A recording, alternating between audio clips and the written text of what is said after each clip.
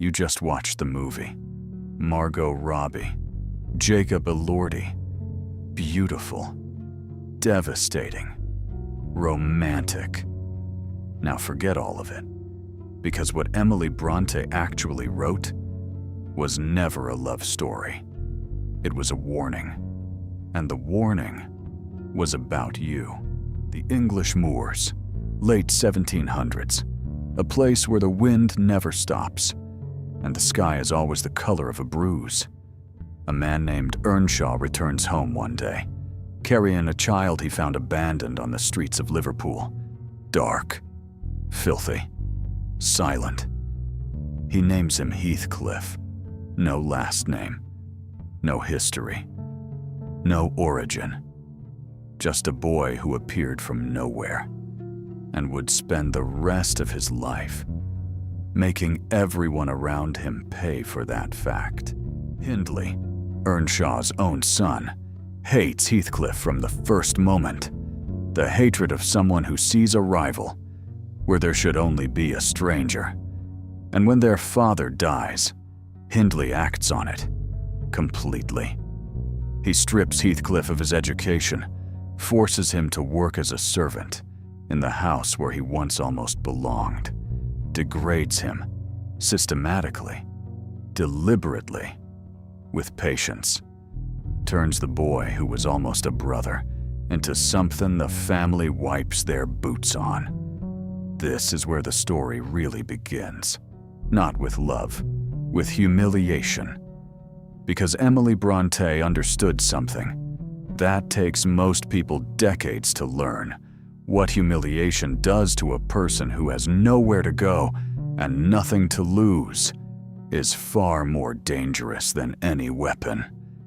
It doesn't break people, it transforms them into something that cannot be reasoned with, cannot be softened, cannot be stopped.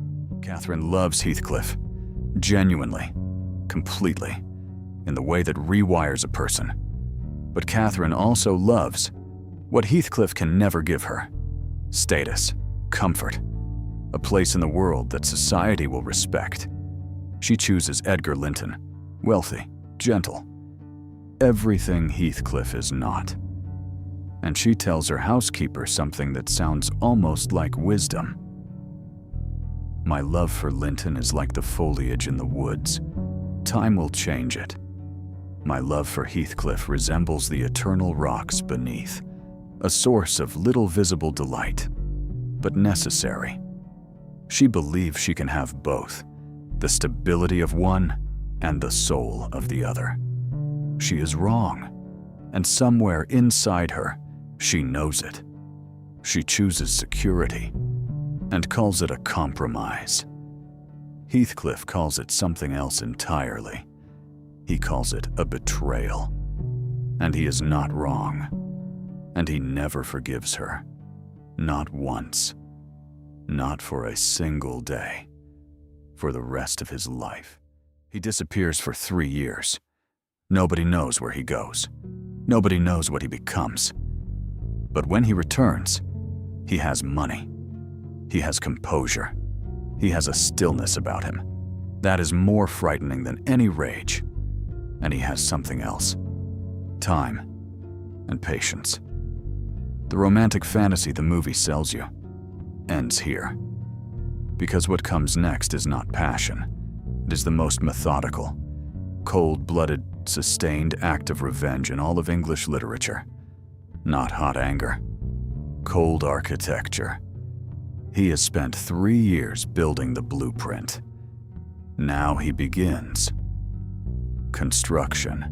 He destroys Hindley first, enables his drinking, encourages his self-destruction, takes his money, piece by piece, then takes his house. Wuthering Heights, the place where he was treated as less than human, becomes his property. Then he turns to Edgar's world. He elopes with Edgar's sister, Isabella. Not out of love, not out of desire, out of strategy. To humiliate the Linton family, to position himself for their inheritance. Isabella understands almost immediately what she has married. She writes to a friend with a question that has no comfortable answer. Is Mr. Heathcliff a man? If so, is he mad? And if not, is he a devil? Heathcliff does not deny it. He doesn't need to.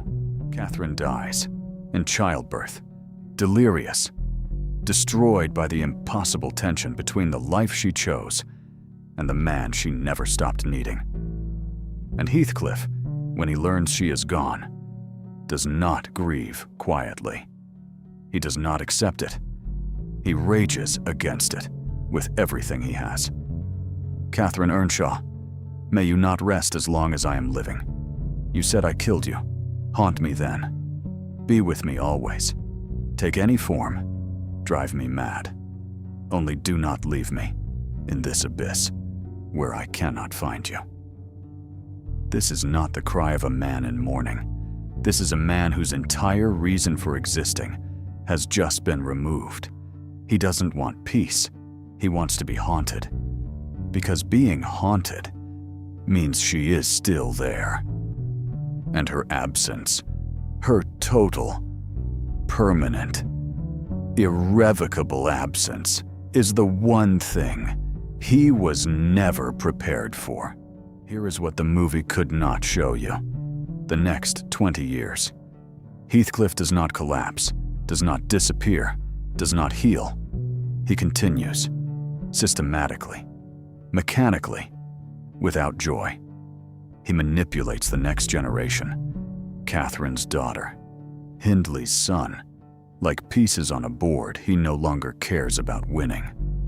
Marries them to each other, controls their inheritance, removes every exit, builds a cage around two young people who never did anything to deserve it, simply because they carry the blood of people who wounded him decades ago.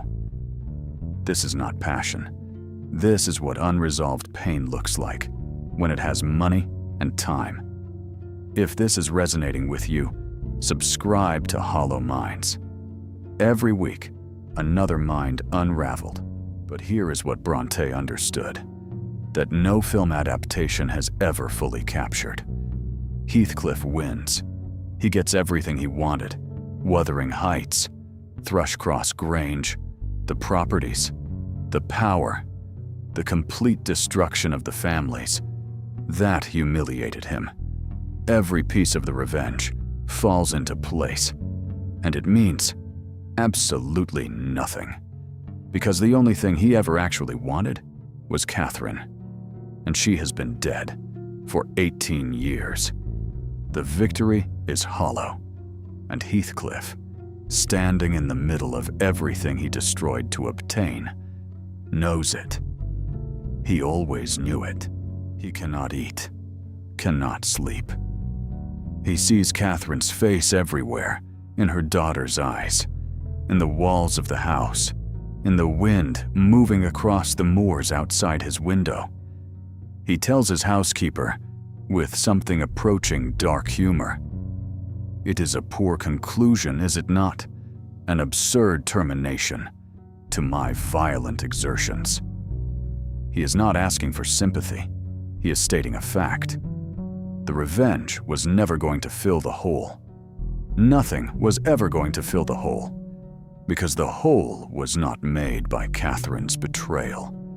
It was made the day a child arrived, with no name, no history, no place in the world, and was taught, systematically, that he deserved none. What Brontë wrote wasn't a love story. It was a study in what happens when a person's entire identity is built around another human being.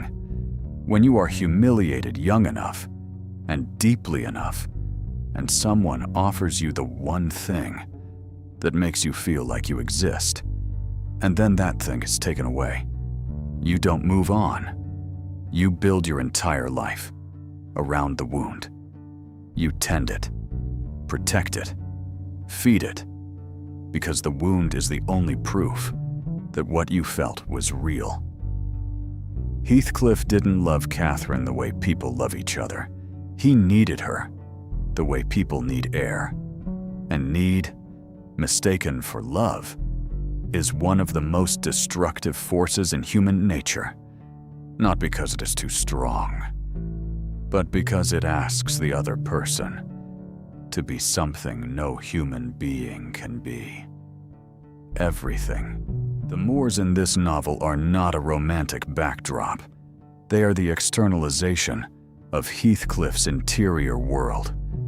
Wild, uncontrollable, indifferent to human suffering.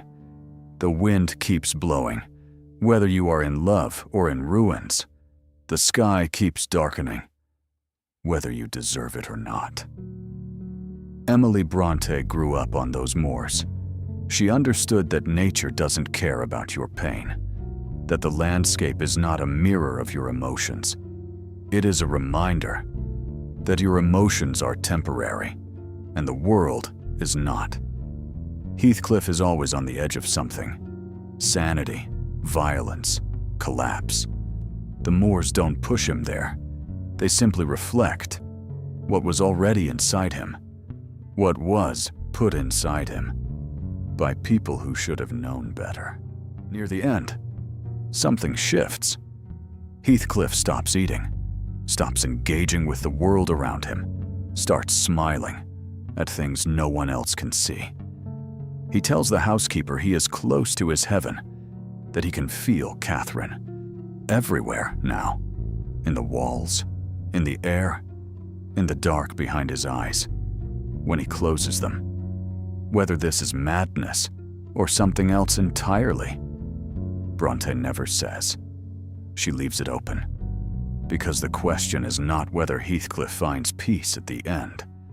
The question is whether a man who spent his entire life destroying others deserves to. And that question, she leaves for you to answer. He is found dead one morning, window open, rain coming in, a faint smile on his face. No explanation, no dramatic final scene, no last words, just gone. The way he arrived, from nowhere into nothing. And outside the window, the moors keep going, indifferent as always, as if none of it ever happened, as if one man's entire life of pain and fury and love and destruction was simply weather. The movie gave you passion. The book gives you something harder to look at. A mirror. Because Heathcliff is not a gothic villain invented to frighten you. He is what rejection does to a person who was never taught how to survive it. He is what happens when love becomes possession, when need becomes identity, when the wound becomes the only home you have ever known.